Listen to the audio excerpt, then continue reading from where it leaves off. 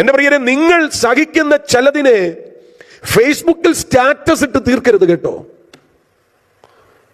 ചിലരിപ്പോ എന്താണ് ഫീൽ ചെയ്യുന്നതെന്ന് ഫേസ്ബുക്കിൽ നോക്കിയാൽ മതി.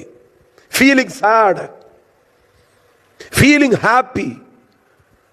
നിങ്ങളുടെ സങ്കടത്തെ നിങ്ങൾ ഫേസ്ബുക്കിൽ സ്റ്റാറ്റസ് ഇട്ട് തീർക്കരുത്.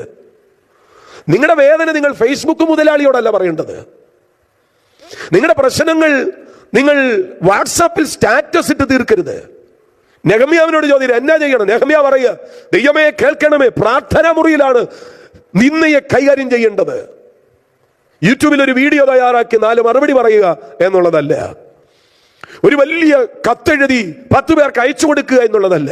ഇന്നിന്റെ കാലഘട്ടത്തിൽ പലരും പ്രശ്നങ്ങളെ കൈകാര്യം ചെയ്യുന്നത് അങ്ങനെയാണ്. പക്ഷേ ദൈവം ഉത്തരവാദിത്വം ഏറ്റെടുക്കാനുള്ള ഏറ്റവും പറ്റിയ മാർഗം, നിങ്ങൾ അനുഭവിക്കുന്ന പ്രശ്നത്തെ ജയകരമായി കൈകാര്യം ചെയ്യാനുള്ള ഏറ്റവും പറ്റിയ മാർഗം എന്ന് പറയുന്നത് നിങ്ങളുടെ പ്രശ്നത്തെ പ്രാർത്ഥനയ്ക്കകത്തേക്ക് കൊണ്ടുപോവുക.